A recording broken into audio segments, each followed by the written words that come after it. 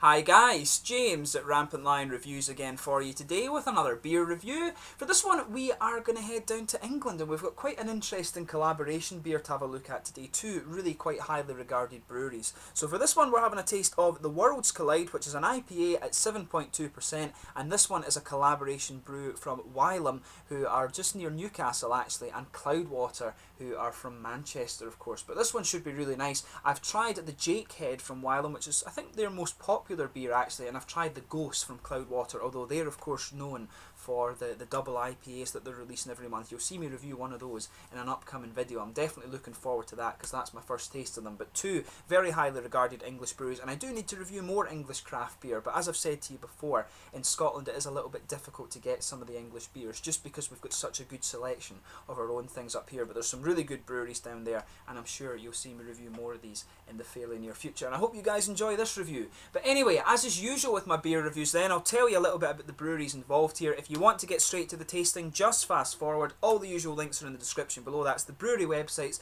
link to my other reviews from both Wylam and from Cloudwater. There's all the usual social media. If you want to see more beer reviews, do subscribe to the channel. The whole channel has a geography based tagging system, so you can go into the homepage and search for beer based on country, city or state, whatever you're interested in. Do check out the playlist of beers from the different countries, as well as the whiskey and sake reviews and things like that. And as always, please do get in touch and let me know some of the other beers and breweries you guys would like to see me review, especially if you're watching in England. But your support and your input to the channel is always hugely appreciated. So anyway, to tell you a little bit about Wylam first off. So Wylam Brewery was founded by John Boyle and Robin Layton in the small village of Wylam to the north of Newcastle back in the year 2000. But both men had actually taken early retirement. John had been a computer engineer and he met Rob, a former sea captain and avid home brewer. And basically what happened was that John fixed Rob's PC, and it took a really quite long time actually, and apparently they agreed a payment of 5 gallons of the Weiss beer that they'd been drinking together to fix these, for this computer being fixed, and they decided after that to go into business together. But Robin was really interested in the likes of barley wines, stouts and sours, and these really weren't popular styles in England at the time. Of course, it's really the ESB that is the kind of real ale beer in England, but he and John really wanted to introduce these into their local pubs, so they produced their first beer, which was the Landlord's Choice, in August of 2000, and this really became quite popular through word of mouth. But then they moved and they turned kind of properly professional after that, and they moved to their premises in Headon-on-Wall in 2006, and this year in 2016 they've moved to the Palace of Arts in Exhibition Park, and they've got a 30-barrel brew house installed there. They've got a tap room and a restaurant and things as well, so if you find yourself in the Newcastle area, you do want to go and check out that place, because it's supposed to be really nice, and it's somewhere that I need to check out the next time I'm in the Newcastle area. Wylam of course are one of the really quite well known breweries from the very northeast of England. They've got a really good name for themselves, and if you see their beers, I would recommend that you try them. The Jakehead that I tried from these guys before was really nice. But anyway, on to Cloudwater now. So as I said to you,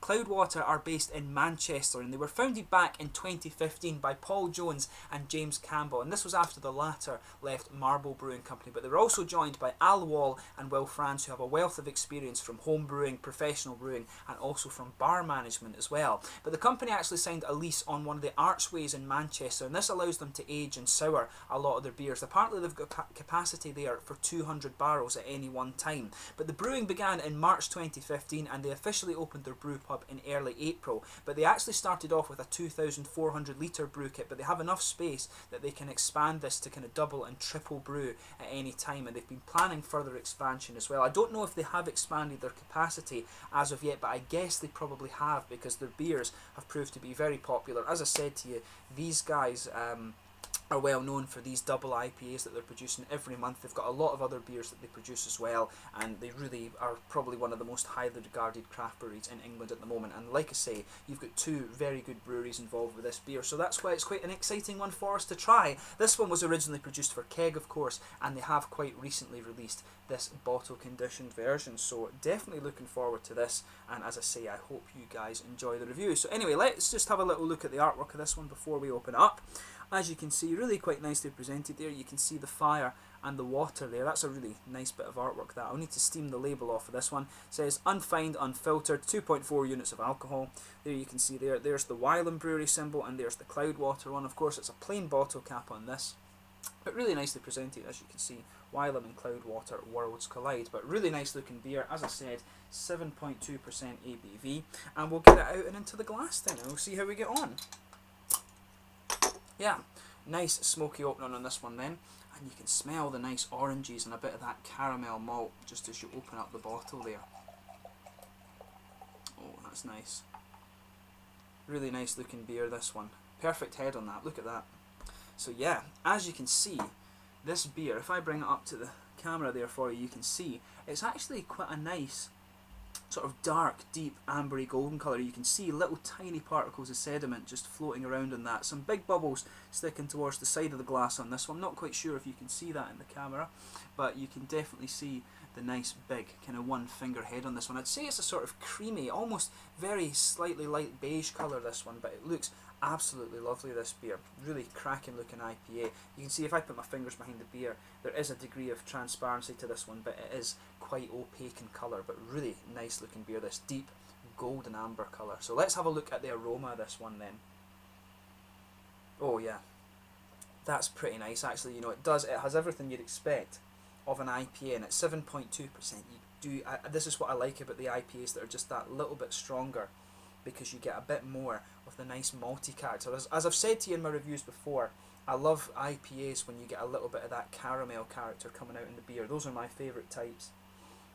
But with this one, yeah, there's a nice bit of orange coming out of this. You can really pick up that first off.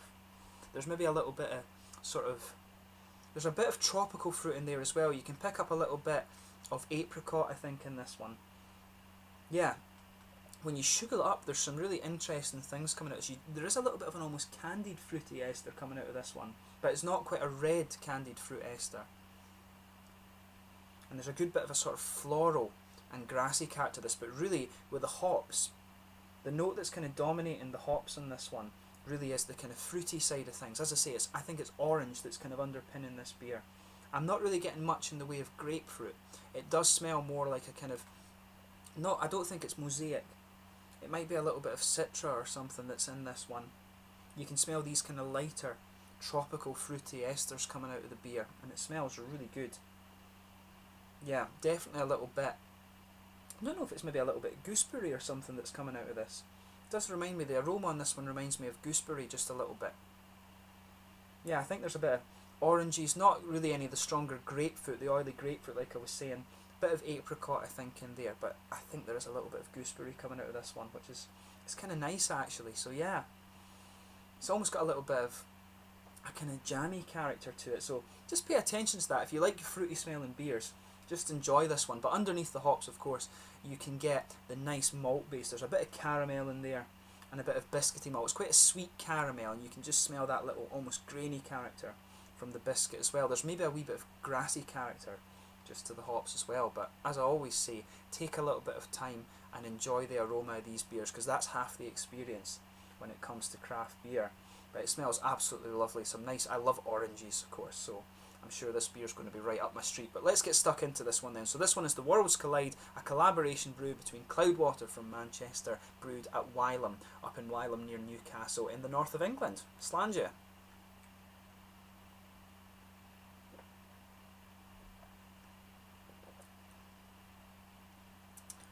Ooh, that's pretty good.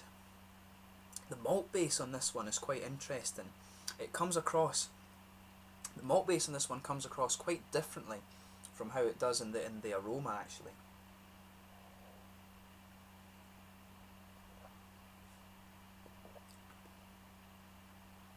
Yeah, that's interesting that, because the malt base for me on this, it's got quite a dark, almost kind of toasty, grainy character coming out of it actually.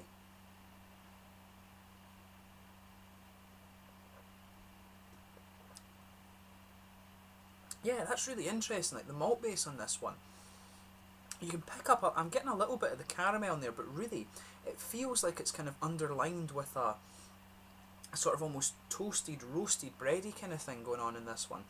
You can really pick that. There's a good bit of sort of toasted, dry graininess in this beer. You'll feel that go right across the middle of your palate.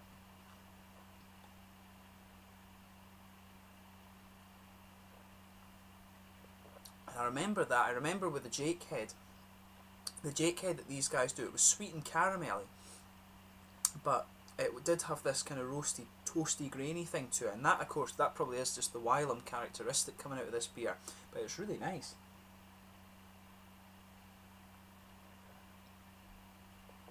So yeah, as the flavour starts to progress, if you go a little bit forward on the tongue, once your mouth adjusts to it, you start to get a little bit more. There's a wee bit of the caramel sweetness in there. I'm not getting much in the way of a kind of biscuity thing going on, but there's a kind of toasted caramel to it just in the middle of the palate. But really, for me, the mouth feel on this one, or the malt base on this one, is kind of dominated by those toasty, grainy characters that I was talking about.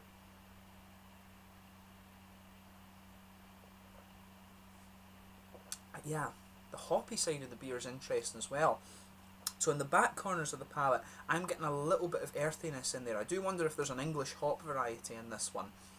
So in the back corner of the palate, I'm getting a little bit of that earthiness there. And as you come further forward, it's not quite resin. I don't think it's really pine resins in this one. There might be a little bit of that in there, but as you come further forward, it's more floral and aromatic. And to me, the hoppy character that you're getting out of this one, it actually does. There's a good bit of English hop character in there. The English hops, of course, have this quite distinctive kind of floral, earthy character, and I can pick that up in this beer. I think there is some sort of English hop variety in this beer.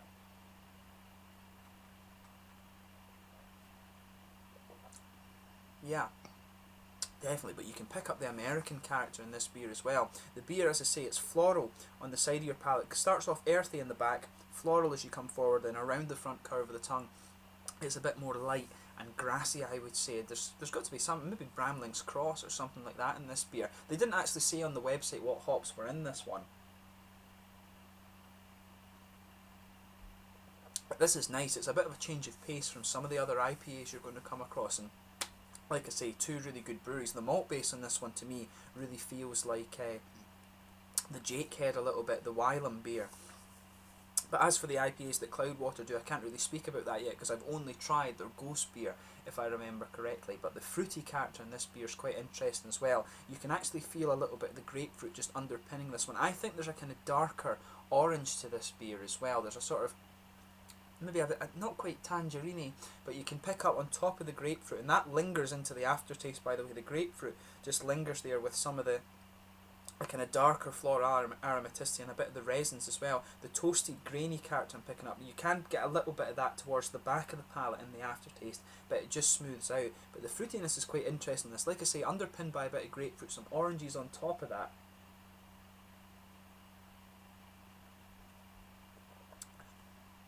Yeah, definitely that, but I'm not getting the kind of the almost gooseberry character that I was picking up in the aroma. This beer does smell quite different to how it tastes. It does smell like it's going to be a big kind of juicy orangey IPA with a good bit of caramelly malt in this one, but it really comes across quite differently to that in the flavour. So it's an interesting one. This, it's a different, as I say, it's a kind of change of pace, if you like, from what you'd normally expect.